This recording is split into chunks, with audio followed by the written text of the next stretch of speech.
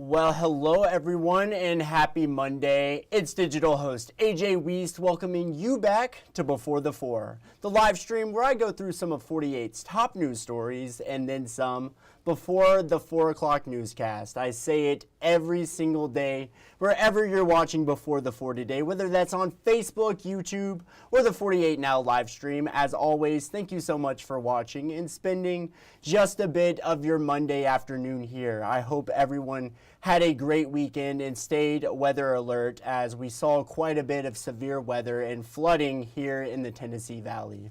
But now let's begin in Madison, and let me pull up the circle box here. Madison County, where a detention officer was arrested after authorities say he was smuggling contraband into the Madison County Jail for money. The Madison County Sheriff's Office says detention officer Kadarius Todd, who you see on screen, was arrested after an internal investigation. 22-year-old Todd was taken into custody after he met a contact and received a package intended for inmate delivery. Authorities say the package contained multiple prohibited items, including Suboxone, a controlled substance, cigarettes, cell phones, and tools.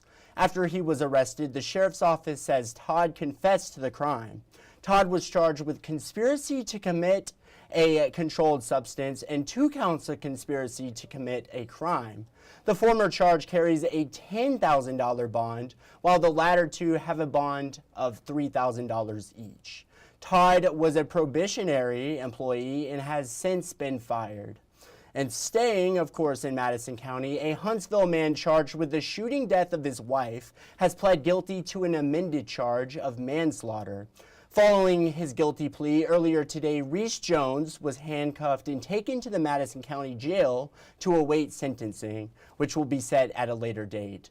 Jones was first arrested in 2022 for shooting and killing his wife, Erin Jones, in front of their 1-year-old daughter, Amelia. He was originally charged with murder, but the charge was later upgraded to capital murder since the shooting happened in front of a minor. But of course, as I said, today he pled guilty to the lesser charge of manslaughter. 48's Callie Neese will have all the latest from court today coming up in our evening newscasts. But now you're probably wanting to hear about the weather. This past weekend, we saw a mix of severe storm threats and flooding here across the Tennessee Valley, and of course tornadoes in the shoals. This weekend, however, is thankfully looking more promising. 48 First Alert Chief Meteorologist Brad Travis is back here this week, and he has the latest. Brad? Let's go through the afternoon hours. It's cool out there. The clouds, they're stubborn. Usually they are this time of year with such a cold front. Over the coming days, we've got good weather as we head into Tuesday afternoon and Wednesday. Wednesday probably the nicest day with showers returning as we go through the day on Thursday. Maybe some thunderstorms too. Currently cloudy, 51. In Athens just before 3:30 this afternoon, and the temperatures, they're not going to get a whole lot better. We may reach the mid-50s, but it's going to take a lot more sunshine to warm us up into the upper 50s today. As far as your Tuesday goes, it's going to be chilly in the morning. Temperatures around 39 degrees to start the day, then up to 55 by 3 o'clock. So a much nicer day tomorrow. And then we've got a frost and a possible freeze coming for Tuesday night into Wednesday morning. We've been talking about that for nearly 2 weeks, and that forecast looks like it's going to turn out pretty accurate. All the rain today continues to move away from us, and some stronger thunderstorms there southeast Georgia and just to the west of Jacksonville, Florida. Here's tomorrow morning, 7 a.m., upper 30s, low 40s. Still a bit of a breeze, so the wind chill will be probably close to freezing is what it's going to feel like. Sunshine and north wind at 11 tomorrow at noon, but we struggle. Low to mid 50s. We might briefly hit 58 for the high, and then it's tomorrow night after 6 o'clock. Temperatures fall quickly. You'll need a jacket if you're going out to some ball games tomorrow evening. Here are the morning lows for Wednesday. Close to freezing in some areas. Frost is likely. This may not be the last frost as we go to the 10-day forecast. What might be the last frost day? Looking like Friday night into Saturday morning, that potential mainly for sheltered valleys. Overall, we finally kick spring into high gear as we get past this weekend and focus on Easter weekend coming up soon. Well, thank you, Brad. And of course, make sure to stick around tonight at 9:30 for Brad Travis. He'll be back here in the CTV Center, and he will be giving all the latest that you need to know with the forecast and with the weather. Of course, that is tonight, Monday through Friday at 9:30. But now let's head into a story in case you missed it. As I mentioned earlier over the weekend, 3 tornadoes ripped through much of the city of Muscle Shoals, leaving families especially devastated in one RV park after the tornado tore several trees down. 48's Noah Cowell reports on that damage and has more. Countless trees fell onto Pounders Trailer Park last night, destroying many homes and RVs. I talked to some devastated families today who lost their homes, and they said they are thankful they weren't hurt, but others weren't so lucky. According to Colbert County EMA, only 5 people were injured from Saturday night's 3 EF1 tornadoes. One of them was a 7-year-old girl who was trapped after a tree fell on her house. Some neighbors rushed over to help as firefighters worked to pull the crying girl out of the wreckage. Everybody said the little girl was dead, but and then we keep cutting the links, and she still was alive. So they took her to the hospital, and thanks God she's alive. Lemus says the family told him the girl has a broken back and is being treated at the Birmingham hospital. Many other families also lost their homes, but they know it could have been worse. 18-year-old Luis Trejo was in his living room last night with his parents and sisters when the unthinkable happened. A tree fell straight through the roof onto his dad, knocking him unconscious. I heard my mom screaming, saying that I can't see him, I don't know if he's breathing or not. Trejo says he thought his dad was dead, but minutes later he heard him breathe again. His dad went to the hospital and miraculously did not have any major injuries. Trejo says 4 trees destroyed their home and his car, and most of their possessions are gone, including the family's cat. But he is taking this tragedy as an opportunity to appreciate the most important things, the people who he could have lost.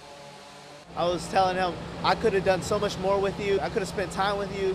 I could have been a better son. I thought all those opportunities when my dad was over, but I have a new perspective on life now.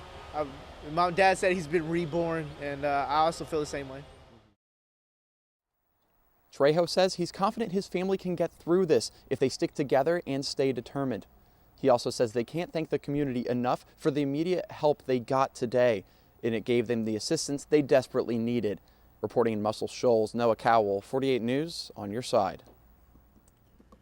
And now with severe weather season being here in full swing, more people are looking to buy some steel-strong shelters. 11 tornadoes have hit the Tennessee Valley alone this season, and it's been especially bad for the Shoals, including a tornado near Douglas back in February. But steel-strong shelters in Hartselle have been backlogged for 8 weeks due to the number of orders they have received.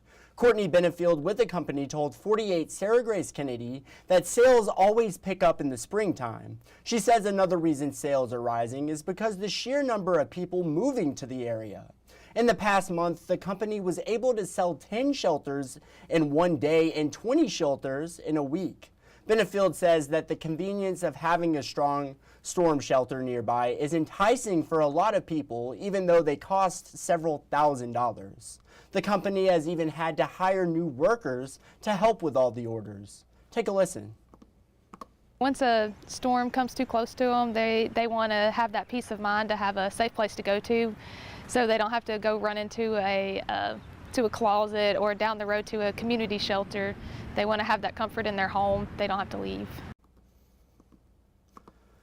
Now moving over to Marshall County, where a man who was found guilty of shooting at police officers has now received multiple life sentences. Sherman Pierce, who you see on screen, received 3 life sentences for attempted murders of 2 Arab police officers and for firing into an occupied vehicle. He was also sentenced to 1 year for attempting to elude law enforcement. In 2022, Pierce led a police chase after failing to pull over for those police. Officers say that during the pursuit, Pierce fired at officers and at least one of the bullets hit a patrol vehicle. Pierce ran away after the car he was driving in got stuck on a boat ramp. After a weekend-long hunt, authorities found him and arrested him. Pierce was found guilty in February of this year, and he will now serve the maximum sentence. And of course, staying in Marshall County, a man was charged with murder for allegedly shooting his wife last Friday. Gunnersville police officers responded to a home on Kelly Road for reports of a woman suffering from a gunshot wound.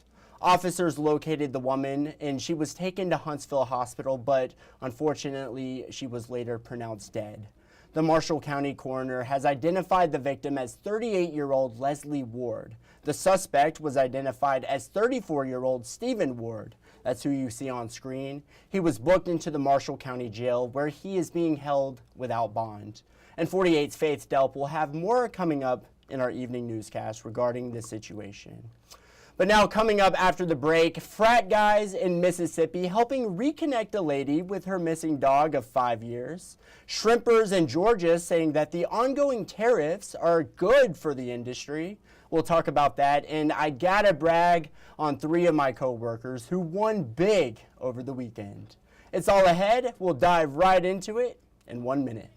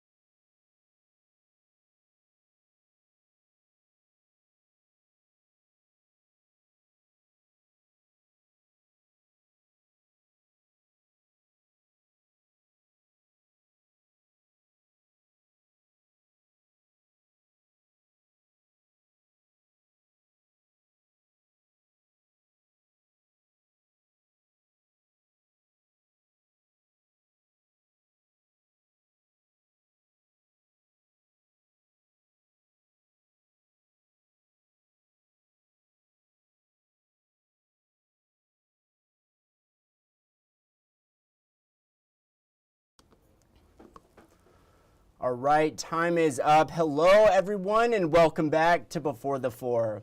Now, in a bit of national news regarding the ongoing tariffs. Some markets are reeling after President Trump announced tariffs on most countries worldwide. But shrimpers on Tybee Island in Georgia are welcoming them, saying imported shrimp is killing the seafood market. Nakia Harris has the story. You're not trying to compete with another company. You're trying to compete with another country. Owner of Lazaretto Packing Company on Tybee Island, Patrick Matthews, has been in the shrimping business for decades and can speak firsthand on what tariffs may mean for the shrimping industry. And so far, optimistic is just one word to describe how local shrimpers are feeling after President Donald Trump doubled down on tax on imported goods. Many praising the president for his efforts to keep production on American soil. They hope it will induce people to buy local, which is good news for the shrimpers' bottom line. That's what we've been hoping for, somebody to do something about the problem. And the imports are definitely our biggest adversary, our biggest problem. Matthews says this has been an ongoing battle for more than 10 years. Shrimpers say foreign imports have forced them to lower their prices in order to stay competitive, which has led to many American shrimping companies to go out of business. You got to be able to fix everything on the boat, and mechanic, welder, carpenter, net man, everything in between, and still be a heck of a shrimper. And that's what they as long as you can catch shrimp without burning fuel, you can make money. It's hard to do very much all the time. It's a tariff strategy that Matthews is hoping will bring relief to him and his fellow homegrown competitors. But hopefully with these tariffs, the value of our product will be worth more and we'll be able to have a better chance of staying in business.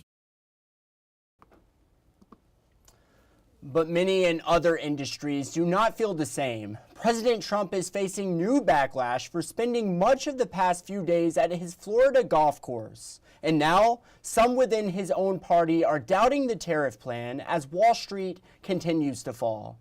NBC senior White House correspondent Gabe Gutierrez has the story. Facing mounting pressure, this morning President Trump is not backing down, calling his tariffs a beautiful thing to behold and arguing he's fulfilling a campaign promise to bring back American jobs. I don't want anything to go down, but sometimes you have to take medicine to fix something. But with markets reeling and 401ks plummeting, the president is also drawing new backlash for spending the past few days at his golf course in Florida and posting on social media this video of himself golfing over the weekend.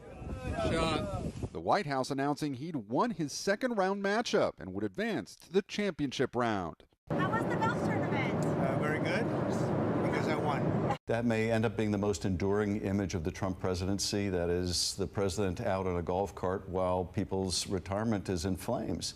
Returning to Washington on Air Force One last night, the president downplaying the possible economic fallout. I don't think inflation is going to be a big deal. But some Republicans and Trump allies are having second thoughts, including Elon Musk, who appeared to break with the president on tariffs. I hope it is agreed that both Europe and the United States should move, ideally, in my view, to a zero tariff situation, effectively creating a free trade zone. In the Senate, a proposed bipartisan bill would limit the president's power to impose tariffs, including allowing Congress to vote to end them.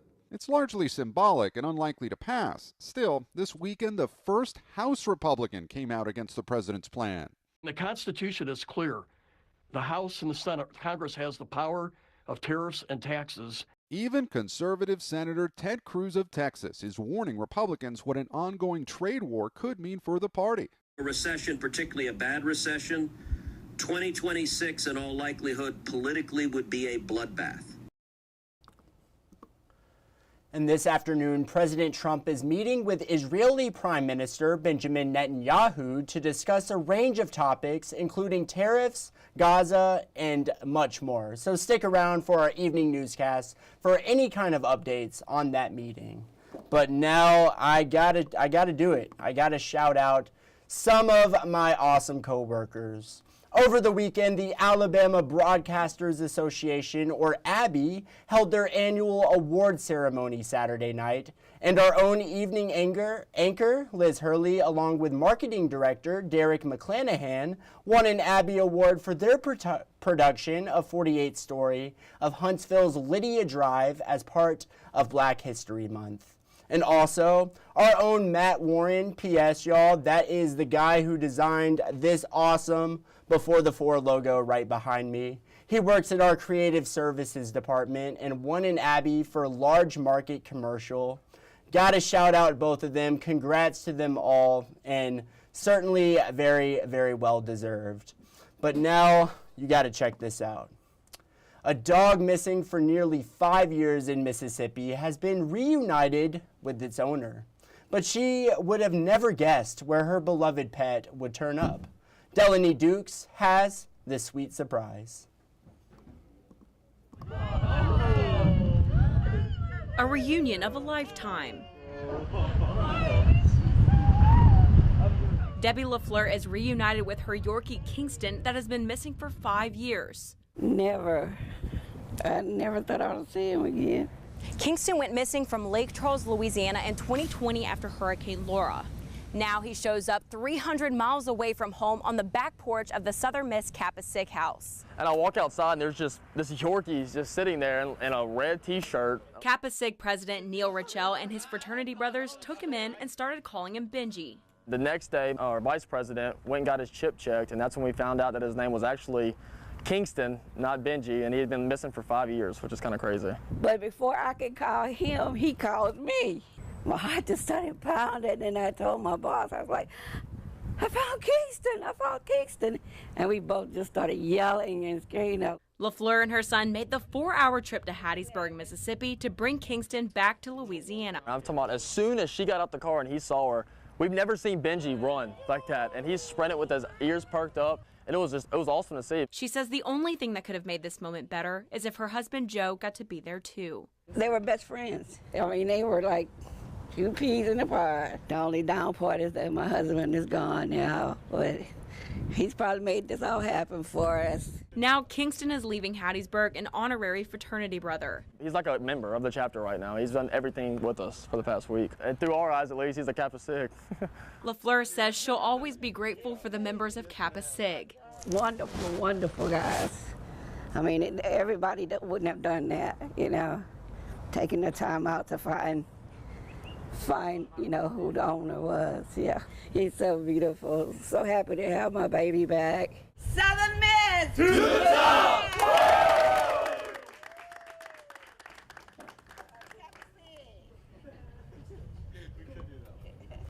How adorable. And now it's often a struggle for college students to make ends meet. A new study finds nearly 1 in 4 can't afford basic meals. Today on The Good Side, Local News Live's Alexandra Rangel takes us to Arizona Western College, where they're making sure none of their students go hungry. Take a look. That actually helps me out a lot. International student Anna Ricafort says once she exchanges her Philippine currency to U.S. dollars, there's very little left for food. The cubby at Arizona Western College has been a lifeline for her and dozens of other students. So I usually get those 20 items and then bring them home, and then I sometimes pack it up and just bring it to school. The cubby functions as a storefront where students can receive food vouchers and pick up essential groceries. Each week they offer up to 20 food items per student, along with a voucher for a warm meal at AWC's on-campus eateries. Meal voucher? Yes. Yeah, okay. If you want to go ahead and do the checkout. Leticia Chaboya offers the first smile students see when they walk into the cubby. She says for some students, the free meal they receive may be the only one they have that day. I had one student, she had mentioned that her mom was worried that she wasn't eating, so she heard about the services that we provided, and so she was really grateful. A recent study found 23% of college students face food insecurity. The National Institutes of Health says those most at risk are first-generation and low-income students, two key demographics at AWC. We have a large majority of our students get financial aid, and so that just shows that there's that kind of financial struggle at home. Student Resource Services Director Laura Sandigo has been working with the local food bank to keep the cubby and mini cubbies across campus fully stocked. They rely entirely on donations. We do have a refrigerator, so we can accept cheese and yogurts and carrot sticks and anything like that. With word of mouth, traffic at the cubby has increased. It's been a huge help for students like Anna, who makes sure to spread the word to all her friends. Yeah, I do actually, because it helps them out a lot. Since some of them are also budgeted with food. And now let's head into the stories you're just not going to want to miss coming up in our evening newscast. Storm damage from over this past weekend's flooding and severe weather. 48's Aria Pons is in the Shoals reporting on that damage, as Savannah Sapp is out in the Sand Mountain region. And of course, a new K-9 coming to one Marshall County city. All those details coming up, and these are just a few of the stories you're just not going to want to miss coming up in our evening newscast. And y'all, I think it is that time. 3:56, we have just a little bit of time for Facebook fun. And today's 48 Facebook question of the day was, should students be required to learn cursive writing in school? You all had a bunch of comments. I was reading through some of them earlier. But I am actually going to use that for tomorrow's Facebook fun because you all still had some super awesome comments from Friday's question, which was, of course, what was the first CD or record you ever bought yourself? And I'm pulling it up. Let's pull up some of my favorite comments here. Let's see, some more, continuing on to Friday's question. There was 5 or 6 really good comments on that one. These are now some of my favorites. Today, Coolio, Gangster's Paradise, 100%, getting into the 90s hip-hop. Spice Girls, that's also 90s. Very awesome. I can admit I have never really listened to a lot of Spice Girls. Green Day, Dookie, that album, very good album there. I recently bought Green Day's American Idiot on vinyl. Bad Bad, Leroy Brown. That song just reminds me of growing up with my mom, driving to school in the mornings, and I remember there was a few times the Bad Bad, Leroy Brown was on, and it just, it reminds me of my childhood. Guns N' Roses, I mean, an absolute classic. And Vince Gill, a country legend out of Nashville, Tennessee there. He is actually a fan of my alma mater. He goes to a lot of Belmont basketball games, 100%. And LL Cool J, 100%. You all have awesome music taste. There's no doubt about it. And yes, it always makes my day seeing what you all have to say and comment on Facebook Fun, without a doubt. Well, that is all the time I have for today's Before the Four, but thank you all for sticking around and spending just a bit of your Monday afternoon here. I know it's super cold out there. I thought it was April. I thought spring was here, but the weather decided it wanted to circle back, but 100%. Well, that's all the time I have today, but of course, as always, thank you so much for watching, and you all have a great night.